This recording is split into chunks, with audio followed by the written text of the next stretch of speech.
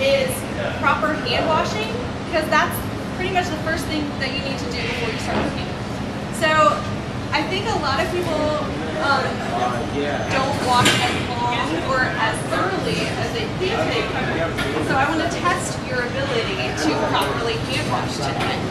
So what I want you all to do is go to the bathroom and wash as well as you can, and then we'll see how well you wash. Okay? Oh, you're gonna get that.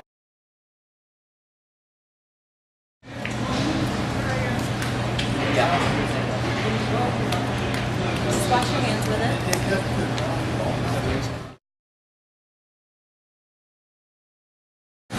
It really looks like you've done a really good job. How about you? You get the darkest. Yeah. So I see a lot of white there. You see all that? Ooh. So, Valero. could be done better, but not too bad. I'm clean. So clean. What is it? You're gonna rub it together. How ahead of time? That's right. You're gonna rub it together and we're gonna see how well you wash your hands. So, I think you can all see under the light that when you wash your hands like you normally do, you're not getting all the germs off that you need to get off before you cook, right? So, the best way to wash your hands, you really need to go for 20 seconds or more. So a good rule of thumb is to sing happy birthday twice in your head. And you want to wash under warm, soapy water. You want to make sure you get under your fingernails, scrub all those areas. Really, it's important to get warm, soapy water. And hand sanitizer is kind of used as the last alternative when we're not around to sing. So you want to make sure you're drying your hands with something clean too. A lot of these dish towels in the kitchen can be really damp and moist and full of germs. So we want to make sure we have clean, dry towels, paper towels, or dish towels. Make sure you run them through the washing machine every now and then. So the other thing is you want to make sure that your surfaces are really clean. So things like cutting boards, stove tops, counters, everything that could touch food needs to be clean. So the next part is we're going to talk about separating your food. So can anybody tell me like what you should separate? Meat and like veggies. Don't cut meat on the same board as you do like vegetables and fruits. Good. Okay, so she said don't put meat on the same cutting board as vegetables. Why? Can someone tell me why? Like lots of bacteria, like there's raw potential parasites. Right. So what about when you're at the grocery store and you're grocery shopping? Should you keep your meats and your vegetables in the same place in the cart?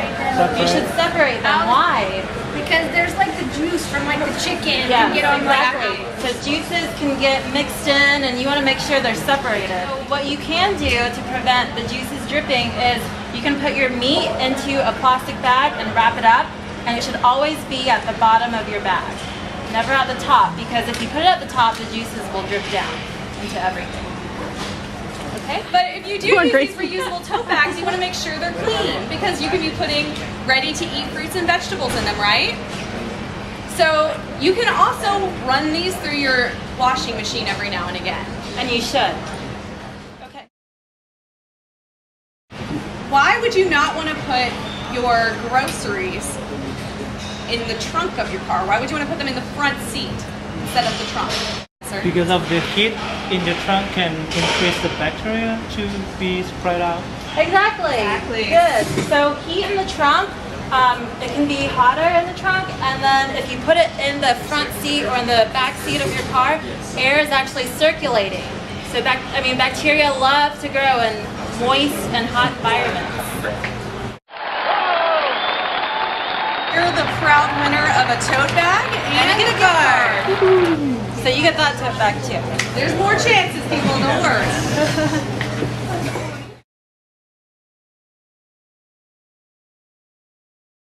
So if anybody needs those, we can get you that. Okay, so let's start with the first part. Add oil, apple cider, vinegar, honey, and salt to a mason jar. this is apple cider vinegar. This is actually 1 tablespoon. 1 tablespoon.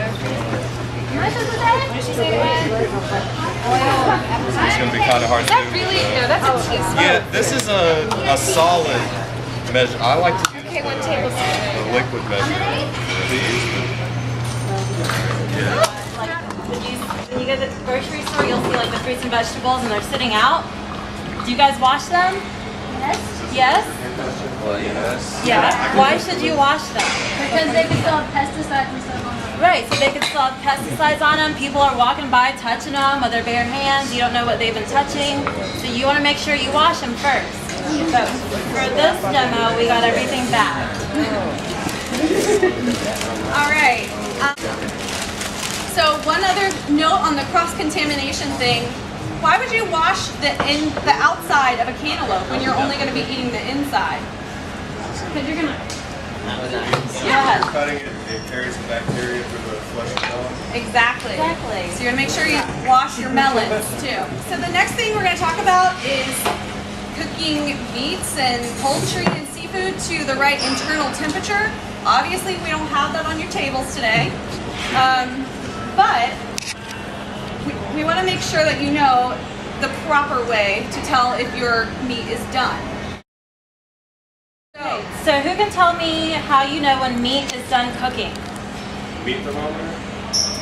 Chicken's 155. Beef is 160. Ground beef's 165. So close. So close. Okay. You feel it with your hand?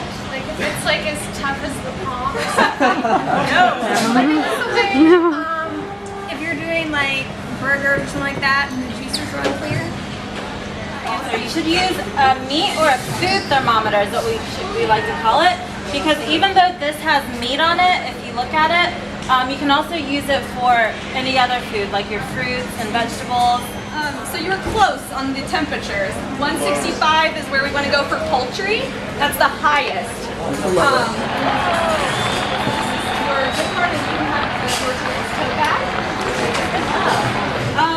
Okay, so another thing, when you're measuring the temperature with your food thermometer, what part of the meat do you want to stick it in? The thickest part. The thickest part. Good job. Good job. Good. So let's get back to making the salad.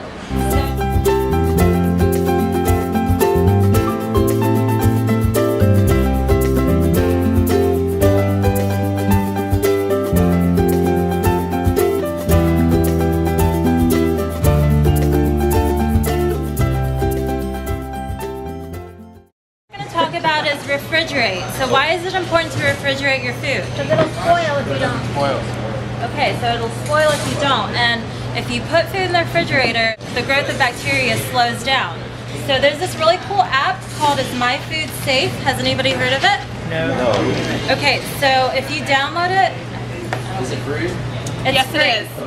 And if you go to homefoodsafety.org, you can learn more information about it.